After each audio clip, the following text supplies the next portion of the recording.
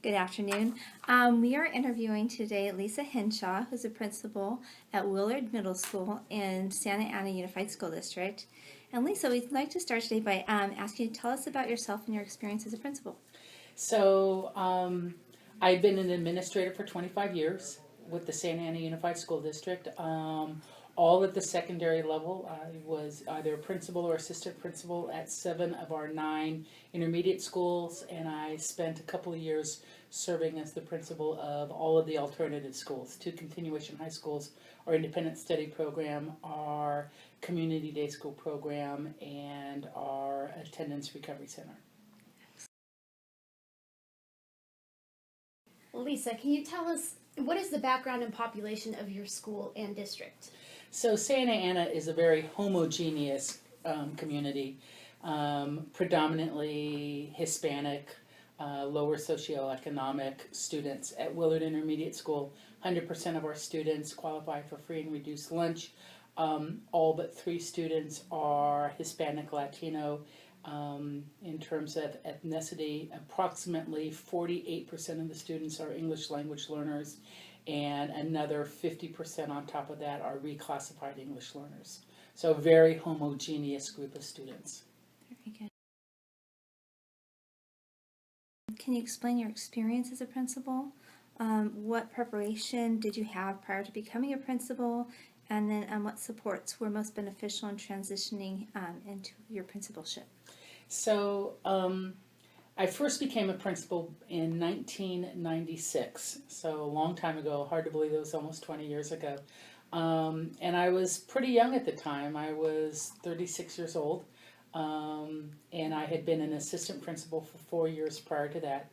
I had a ton of preparation both within the school district and outside of the school district. I've been a Girl Scout for 50 years, and those people who are familiar with Girl Scouting really know it to be an amazing leadership development opportunity. And so much of the experience that I have gained over the years has been through that venue. I was a camp director. So leadership, administrative, management type responsibilities came into my life early and often as I was growing up. I think that the developmental attributes that really have made the most lasting effect for me have been surrounding myself by the right people. And when I say the right people, I mean those people who have the ability to challenge and encourage, and those are not always the same skill set.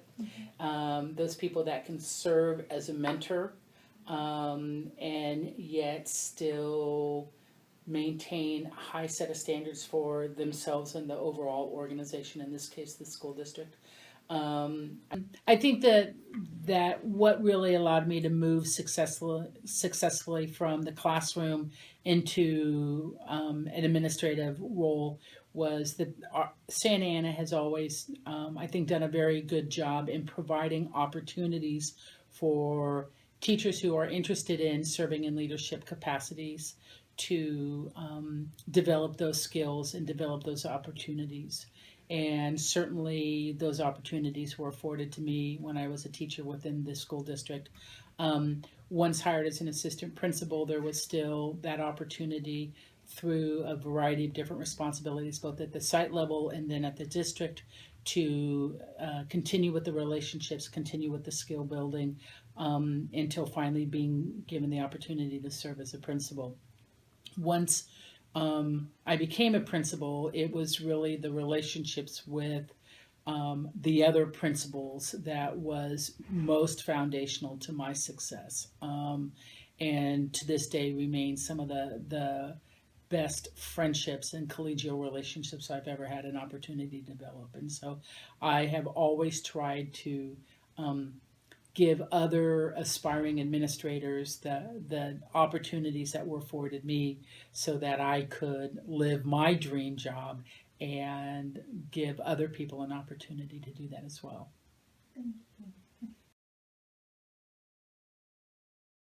Lisa, did you have an entry plan prior to beginning your principalship, and were they different for each site? So the notion of entry plans has been around probably for about 7 to 10 years in a formal document. But in each of the administrative assignments that I've had over the years, I always had a vision and a plan for that school. But it's only been probably the last 3 assignments, dating back to 2007, when I created formal documents that would qualify as an entry plan. And in each of so there were 3 entry plans, one when I was principal of McFadden Intermediate School, one when I was principal of the 5 alternative sites, and then one when I was principal of Willard Intermediate School. And in each case, that entry plan was specifically tailored to meet the needs of the site where I was going to. If done well and if done right, they can serve as a valuable and powerful tool to really communicate to stakeholders, particularly the district, the Board of Education, and the school staff, what they can expect out of me, out of the principal, in the first 75 to 90 days.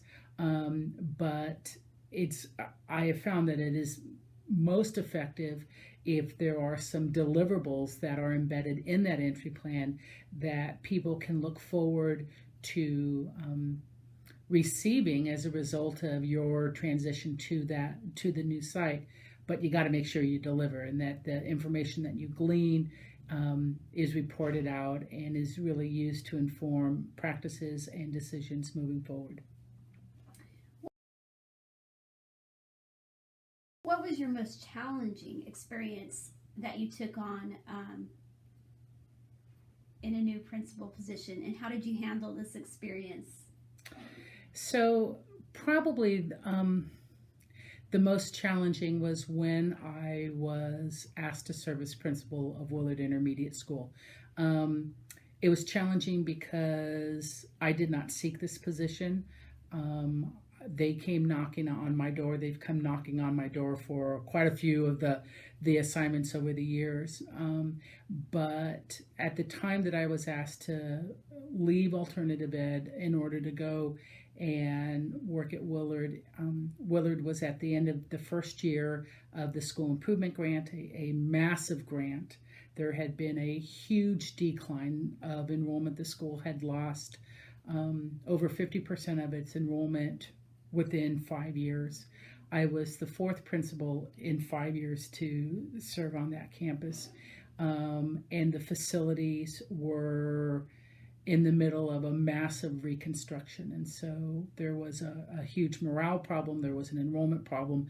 There were enormous opportunities, but accountabilities surrounding the school improvement grant. And instruction was something that nobody ever talked about because there were so many other detractors from what we needed to accomplish that it was really difficult to have any meaningful conversations surrounding instruction, particularly in the first year. So that was far and above the most challenging situation. And I'm really glad that was my 12th principalship, because every experience that I'd had before that, I tapped into and was really able to use those previous experiences to move that school into a different and by far a much more positive direction. On that note, can you tell us, how do you build school culture? So when you think about the notion of culture, I was a history teacher, and so culture is a manifestation of social science and those sort of things. So I think culture goes to language. I think culture goes to celebration. I think culture goes to those things that are most important. And those things that are most important are the things that you resource. And we don't always do that. A lot of times we resource the emergency and we don't resource the entire institution. And so I think building a positive school climate goes first and foremost with people feeling safe.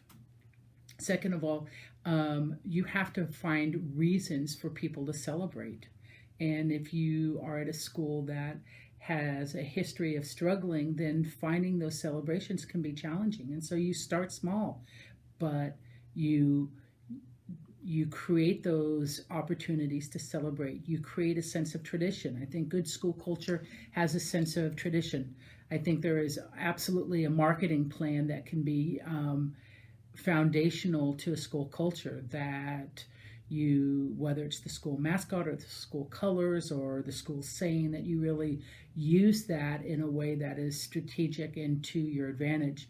Willard's mascot is the Jaguar, and not anything particularly revolutionary or exciting or catchy or popular. But one of the things that we started really early on is giving people opportunities to buy school spirit wear, and we called it Jagwear instead of Jaguar.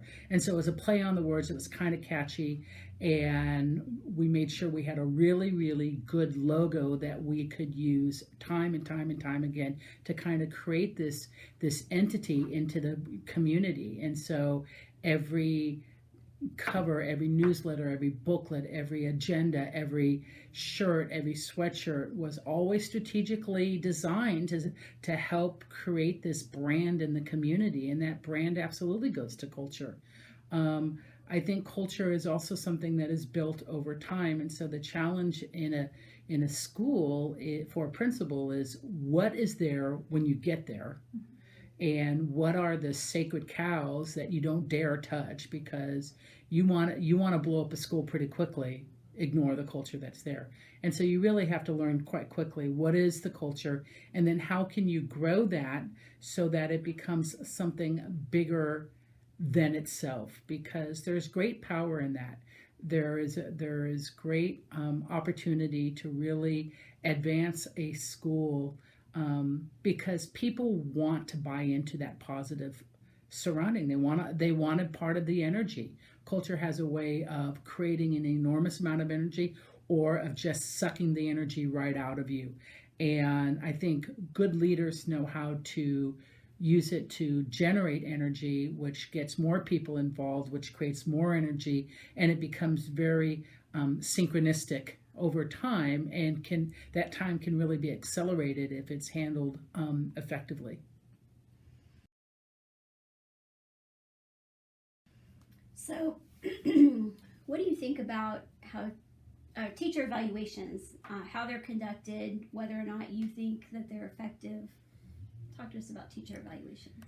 So teacher evaluations are one of those things that they're completely effective if you've got the relationship in place. They're completely effective if you are working with an employee along a line of improvement. And they're completely ineffective if you don't follow the outlined procedures and protocols in the collective bargaining agreement.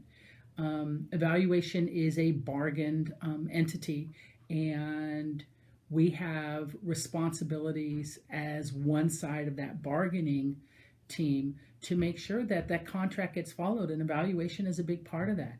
And you can have all of the informal walkthroughs in the world, but none of them are ever going to do anything as powerful as the formal evaluation and following that process as outlined in the CBA with integrity, because all of that informal work can never be used to move an employee if you have a recalcitrant or an ineffective employee. In Santa Ana, we have the Peer Assistance Review, or the PAR program, which can be an incredibly valuable tool in helping the less than satisfactory teacher. But you can only access the PAR program if you follow the evaluation protocol outlined in the CBA. So you've got to play by those rules. That being said, I think that we have a responsibility to all of our teachers to help them hone their craft. So, since you've talked about teacher evaluations and brought up observations, can you tell us what do you look for when you're conducting your formal, your informational walkthroughs, and observations with teachers? And do you use that information gathered for any purposes?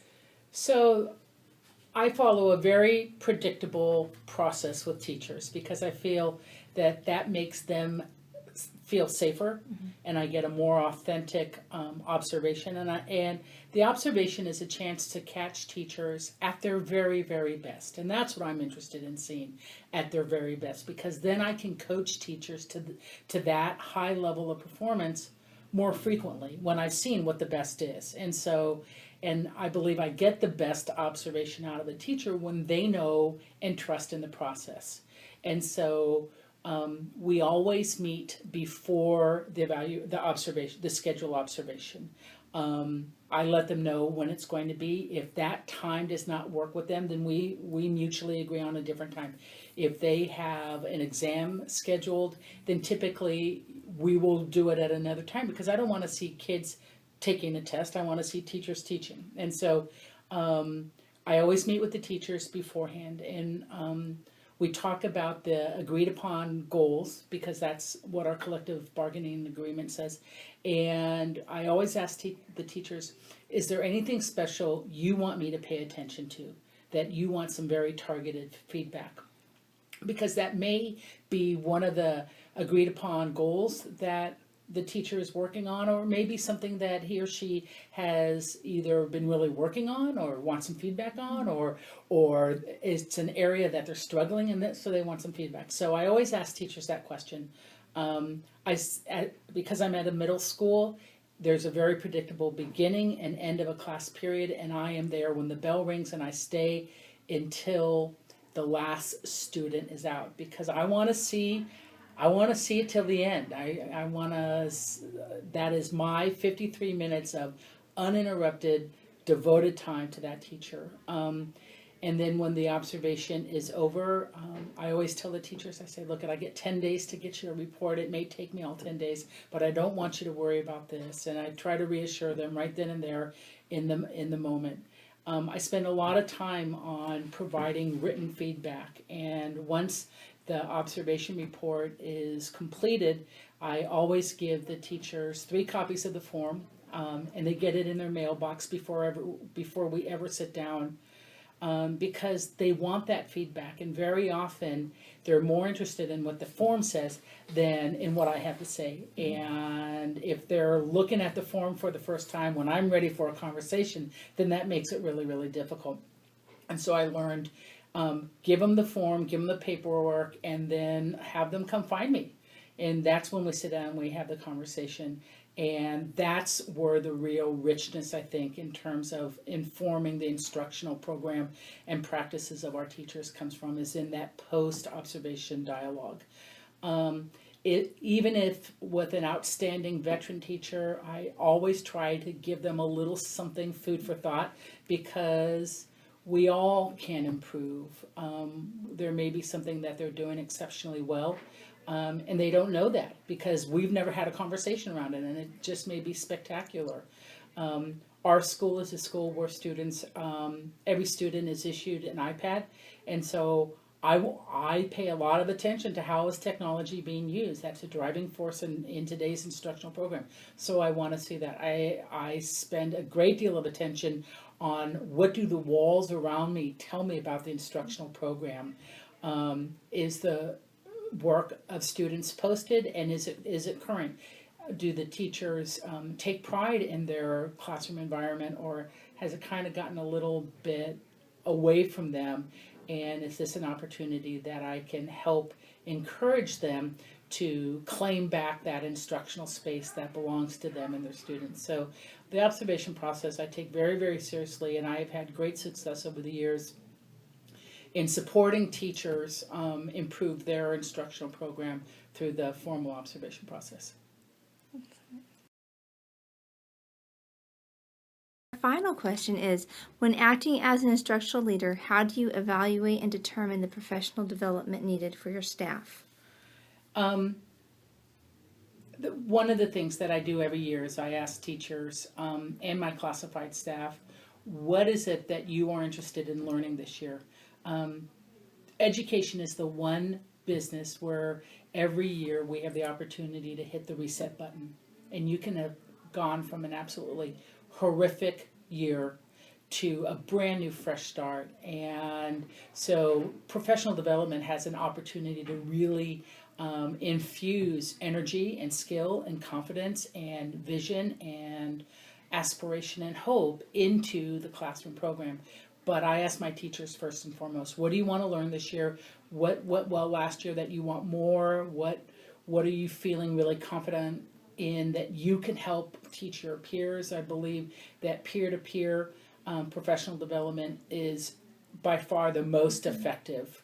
Nobody wants a sage on the stage, and if you're going to listen to a sage on the stage, better to listen to a cohort or a colleague who has been through that, who really has some credibility. Teachers are an incredibly difficult audience, and so when one of their teachers is up there doing the presentation, they tend to be a little bit more kind and a little bit more engaged. And so I like asking teachers what they need, and I like having teachers teach their colleagues. I think those are two things that we don't do enough of, but that are always very, very well received by the teachers. Thank you. And do you offer, or have you offered any differentiated professional development, or is it always entire staff? Absolutely, it is differentiated in that if a teacher comes to me and says, "Hey, Lise, I need," then I'm going to move heaven and earth to give that teacher what they need, because if they can admit to the boss that they have a deficit and they need support and assistance in something, I'm always going to give it to them. Each year, the professional development days that we've had at the beginning of the school year, I do them differently. Sometimes I do them whole group, sometimes I do them small group. A couple years ago, we did them almost like a scavenger hunt, where the teachers had a list of all of the different pieces of information. It was really information heavy that year, and rather than just go from one boring topic to the next boring topic to the next boring topic, we sent it up almost like a scavenger hunt and used counselors, the TOSA, the two assistant principals, and myself to do small group, and made it much more interactive over the course of 2 days. And we got great reviews from that, because it gave people a sense to own the learning in a pace and a format that was most comfortable to them. And that was a great lesson for us to remember, because we're always preaching that to the teachers, that that's what kids need, but adults need that too. And so it was a great opportunity for us to remember that, and then to message that back to teachers, that they need to, that differentiation is really important for their kids as well. And I think to close, I'd like to ask if you have any words of wisdom for those of us aspiring to be principals. Work hard. Be clear in your own head why this is important to you. Fight through the frustration and fight through the loneliness, and when things seem hopeless, and they will, go find the kids. The kids will always remind you why you work as hard as you do. Great. Well, thank you so much. My pleasure. Thank you.